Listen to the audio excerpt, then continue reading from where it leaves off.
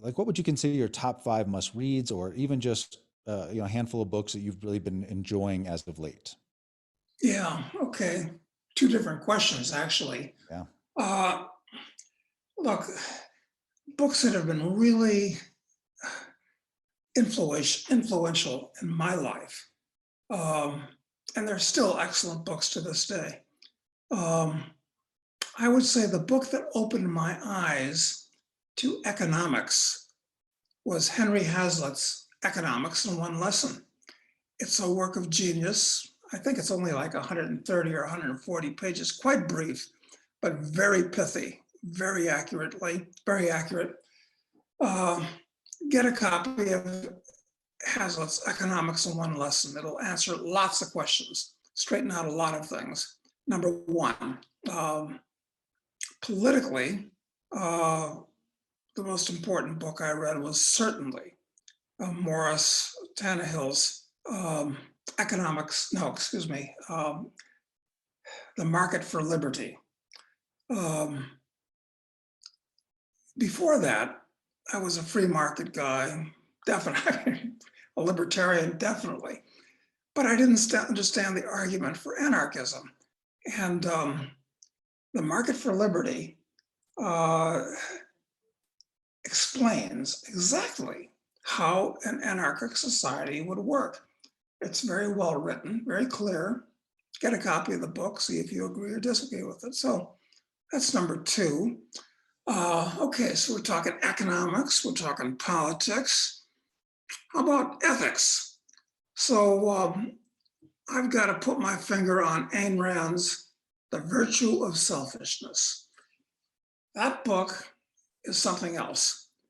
I remember reading it, and well, I'll tell you what I remember reading the first page. And after I read the first page, I was, I said, this is amazing. I mean, I can't believe somebody's actually crystallized this stuff and written it down. And just reading that first page, I knew that thoughts that were in my mind that were inchoate, similar, but inchoate, not structured, and it crystallized everything. So that was an extremely important book for me, a great book. It's probably also only about 150 pages long.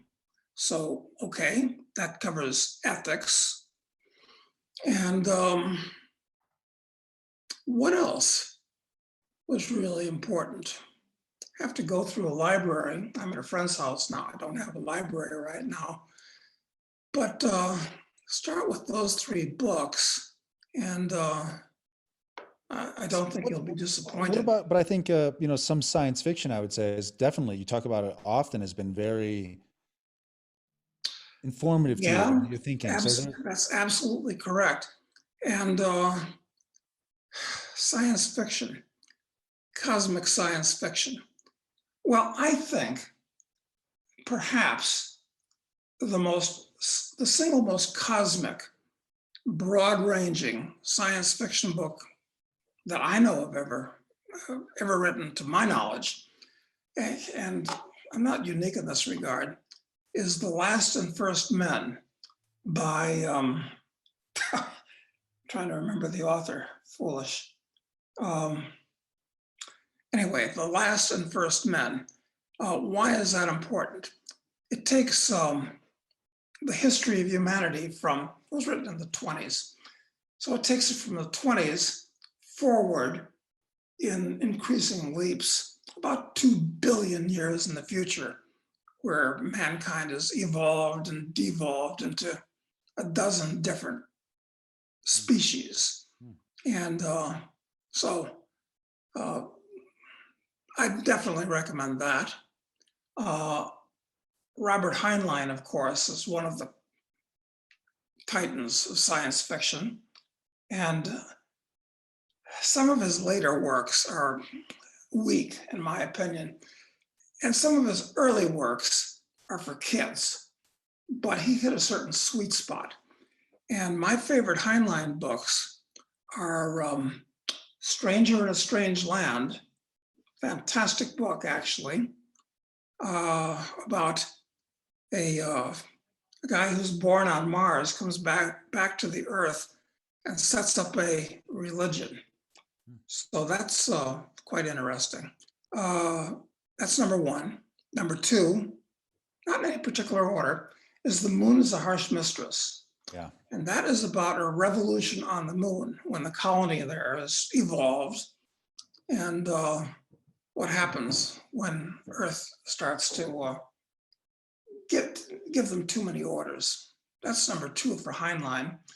And the third for Heinlein is Glory Road.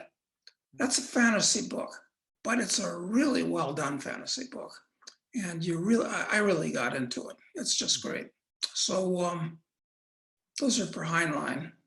And Arthur C. Clarke, he's another one.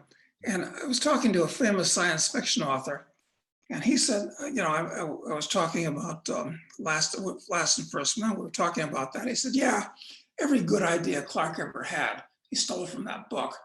Wow. Well, I can see the similarities. Well, there's some truth to that. Arthur C. Clarke, what's my favorite book by him? Childhood's End. I would say Childhood's End, which is about the near-term future where an alien race encounters Earth, and then what happens. So that's certainly one. Rendezvous with Rama is excellent. All of Clarke's stuff is excellent. It's well written. It's clear. That's one of the problems with Last and First Men, is that book needs a good editor. All books do.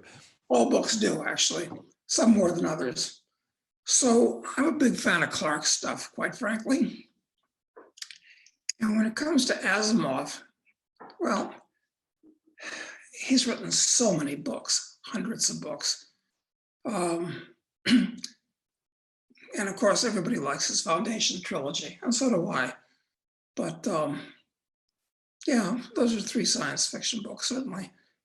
And I've been trying to find the time to read The Three Body Problem by a Chinese author writing today.